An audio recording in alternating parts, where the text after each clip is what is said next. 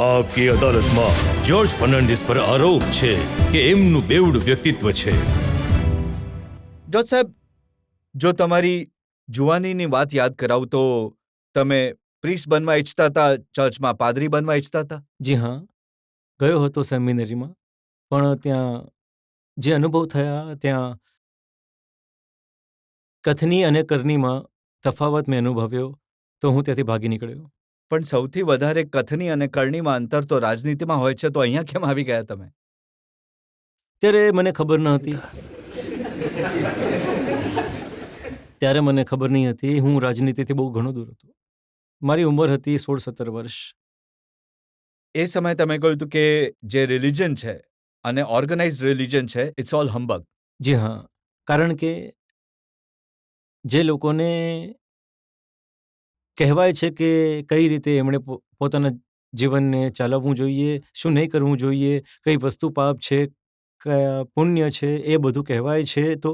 તો કહેવાવાળા લોકોને પોતે અમલ નથી કરતા. 16 વર્ષની ઉંમરમાં તમને અહેસાસ થઈ ગયો, તો આ સ્પ્લિટ પર્સનાલિટી નથી કે 74 વર્ષની ઉંમરમાં તમે ચેન્નાઈ જાઓ છો શંકરાચાર્યને ડિફેન્ડ કરવા માટે? માનવીય અધિકારના મામલામાં હું તો ઘણો કડક માણસ છું, અને જ્યાં પણ એનું ઉલ્લંઘન થશે ત્યાં હું જાઉં છું. અને અહીંયા મેં જોયું કે સુપ્રીમ કોર્ટનો નિર્ણય હતો કે સમાજના ક્યાં લોકોને કઈ રીતે જો એમની ધરપકડ થતી હોય તો એમની સાથે શું વ્યવહાર થવો જોઈએ, વગેરે વગેરે. અને જ્યારે જોયું કે એનું ઉલ્લંઘન થઈ રહ્યું છે અહીંયા આગળ, તો એમને મળવું અને મારું જરૂર હતું, મળવાનું નક્કી કર્યું હતું. એવા વ્યક્તિ જેના પર મર્ડરનો આરોપ હોય. જુઓ, મારા પર જેટલા આરોપ થયા છે, જેટલા મારા જીવનમાં મર્ડરનો છોડીને બાકી બધા થઈ ગયા છે. તો એટલે આ જે આરોપો હોય છે, હું આરોપ પર વિશ્વાસ નથી કરતો. હું જેમ કે એક આરોપ મારા પર થયો જેનો હજી સુધી ખુલાસો નથી થઈ રહ્યો, અને એ હતો કે હું જવાનોનું લોહી પીતો હતો અને પૈસા બનાવતો હતો. હવે આરોપ તો એ લાગી રહ્યો છે કે તમે શંકરાચાર્ય સાથેની તમારી મુલાકાતનો ધર્મનો ઉપયોગ તમારી રાજનીતિ માટે કરી રહ્યા છો. તમે જયલલિતાને કિનારે લગાવવા માટે શંકરાચાર્યને મળ્યા, જેથી કરુણાનિધિ સાથે તમારી દોસ્તી હજી વધે. જો કરુણાનિધિ સાથે મારી દોસ્તી ઇમરજન્સીની છે, આજની નથી. ઇમરજન્સીમાં એમણે મને ના માત્ર રહેવા માટે વ્યવસ્થા કરી આપી હતી, પણ ત્યાં દક્ષિણમાં જ્યારે હું જતો હતો, પણ એ સમયે, કેમ કે તમને તો ખબર હોવી જોઈએ કે ડાયનામાઇટ હાથમાં લઈને હું લડ્યો હતો, અને એ ડાયનામાઇટને બીજા લોકો, નવયુવાનો ચલાવવાનું શીખે એને માટે એક જગ્યા મને જોઈતી હતી, અને એ જગ્યા પણ એમને મને આપી હતી. આજકાલ આરોપ એ છે કે એનો ઉપયોગ કરી રહ્યા છો તમે યુપીએ સરકારને પાડવા માટે. તો આવા તો આરોપો મારા પર તો હંમેશા થતા રહે છે. શું કરું હું? એ જણાવવું પડશે કે આમાં સત્ય કેટલું છે, કેમ કે જે કોંગ્રેસના નેતા છે એમનું કહેવું છે કે તમે ચંદ્રશેખર રાવના સંપર્કમાં છો. છું. તમે રામવિલાસ પાસવાનના સંપર્કમાં છો. છું. તમે મુલાયમસિંહ યાદવના સંપર્કમાં છો. છું.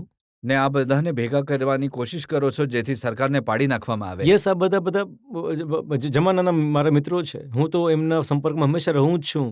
તો કોઈને કોઈથી કંઈક ડર લાગતો હોય તો સારું જ છે. એ પણ છપાયું છપાઓમાં કે તમારો સાથ આપવાવાળાઓમાં અમરસિંહ, અનિલ અંબાણી એવા લોકો છે જે બધાના ફોન ટેપ કરવામાં આવે છે. સરકારમાં રહેવા છતાં પણ મારો ફોન ટેપ થતો રહ્યો છે. તો તમે કંઈક એવા કામ કરતા હશો કે સરકારને તમારા પર નજર રાખવાની જરૂર પડે. ને એને એવું નથી, સરકારને ડર લાગે છે કે આ માણસ ખબર નહીં ક્યાં જશે, શું કરશે. આ માણસે સરકારને એ કહ્યું કે મને જે સિક્યોરિટી આપેલી છે એને વિડ્રો કરી લેવામાં આવે. આ તમે સરકારને પત્ર લખ્યો છે? એક નહીં, ઘણા પત્રો લખ્યા છે, અને હું સખત વિરોધી છું સિક્યોરિટીનો. પણ તમારા વિશે હવે જે સરકારના લોકો કહે છે એ બીજી વાત છે. એ કહે છે જ્યોર્જ ફર્નાન્ડિસ સિક્યોરિટીથી બચવા નથી માંગતા. એ ન ખબર પડી જાય કે ક્યાં ક્યાં જાય છે, કોને કોને મળે છે, એટલે સિક્યોરિટી નથી ઈચ્છતા.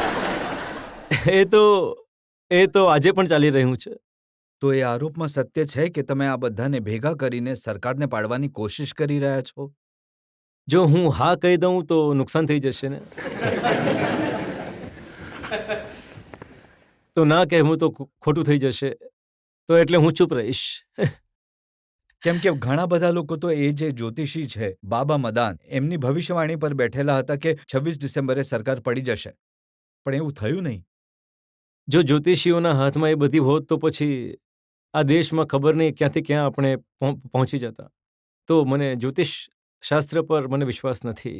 તો હવે બાકી જે લોકો બચેલા છે એમણે તમારા પર આશા લગાવી છે કે હવે જલ્દીથી સરકાર પાડી નખાવશે. હા, હવે કંઈક તો એવો ઇતિહાસ રહ્યો છે. તો હવે તો જનતાને જણાવી દો કે તમારી કોની કોની સાથે શું વાત થઈ, શરદ પવાર સાથે શું વાત થઈ, ચંદ્રશેખર રાવ સાથે શું વાત થઈ અને શિબુ સોરેન સાથે શું વાત થઈ. જો આનો હું જવાબ આપી દઉં તો પછી ઘણું જ નુકસાન થઈ જશે દેશનું. તમે કોશિશ કરો છો કે હવે એક એવી સરકાર બને જેમાં તમને પ્રધાનમંત્રી બનાવી દેવામાં આવે. આ તો ઘણા વર્ષોથી લોકો બોલતા રહ્યા છે મારા વિશે. પણ કોઈ બનાવશે નહીં મને.